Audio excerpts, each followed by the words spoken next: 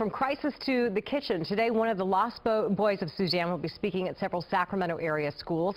The idea is to bring more awareness to the ongoing struggles in Sudan as the ceasefire was announced a little earlier this year. And Deng JongKuch is one of the thousands of lost boys displaced from Sudan in the last 30 years.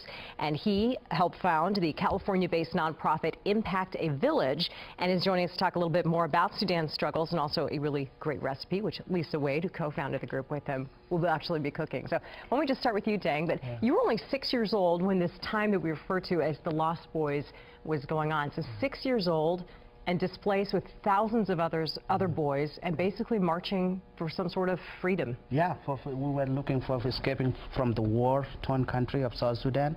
And then we didn't know where we were going, but some people knew that it's safe to go to Ethiopia. You were 6. Were you with other kids that you knew? Were there any family members that were with you at that time? I didn't have my family members. I lost my mom, my dad. I didn't know where they were at that time. But there was other families. So when we reached in Ethiopia, there were 30,000 boys who didn't have their families.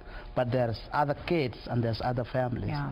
So we were separate from the community that have families and the community of boys in Ethiopia. All right, well, Lisa, as we continue talking about this, why don't we go ahead and get I can feel the heat. Yeah, the pan's getting very hot. Go ahead and get this started, but you have a recipe that you'll be making that also kind of ties in with this, and what is it? This is Sudanese bread, and this is a starter here, actually made with sorghum flour. So it's a cup of sorghum flour and 3/4 of a cup water that fermented for 12 hours. So this is the starter, and I'm adding a 1/2 cup of regular flour and mix that in a container that's a little small, and then a 1/2 cup of water. And Deng, is this something that was traditionally... Yeah, this is what my mom used to cook before the war, and then after I left, went to the refugee camp, I didn't have that one until when I went back in 2006.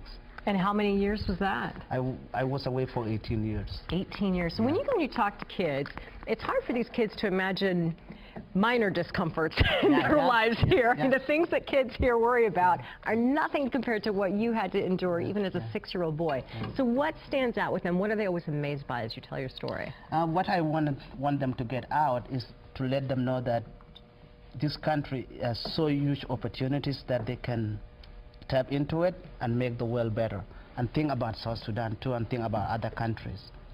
So as you continue stirring this, you have this pan already heated and ready to go? And normally in South Sudan, they would use fat from cow brains. Okay. But since we don't have that, we didn't have that in the KCRA No, kitchen so today. we're going to use coconut oil. Okay. I hope that's okay with Deng. Yeah. And so we're going to... So this is kind of like I a love very that we're simple... using a AAA card because it shows you that it really can solve all your issues. That's right. And so we're going to add this in, and the card's actually going to play a role here. So very quickly, you can tell me if I do it like your mom, Deng. You take the card and you spread it. Spread it a little bit. And they actually really do use a card in South Sudan. So it gets it almost like a pancake, but very thin? Yeah, it's very thin. And that's it. That's like pancakes, it's just like really, you spread it out, and it only cooks on one side, and we wait till it's done, and there's the finished ones over there. That's great. So it's here, and then is it used also? Do you use it to put other food inside of it? Yeah, it goes with this one. So the way you eat it, you break it, and then you scoop, and then you eat it, and then you break it like that. And people sit around it. It's not like a one-dish person. Right. It's like it's more 4 like people. A communal type meal. Yeah. 10 which people, is 15. Fantastic as you continue to tell your story. Well, thank you for joining us today. We appreciate it. You ended up in San Jose. Yeah, I came to San Jose in 2001, and I've been there for 9 years. I went to San Jose State, I graduated, and I went ahead and get my master's degree. Amazing story. The group is called Impact a Village. Thanks for joining us today. Thank you for having us.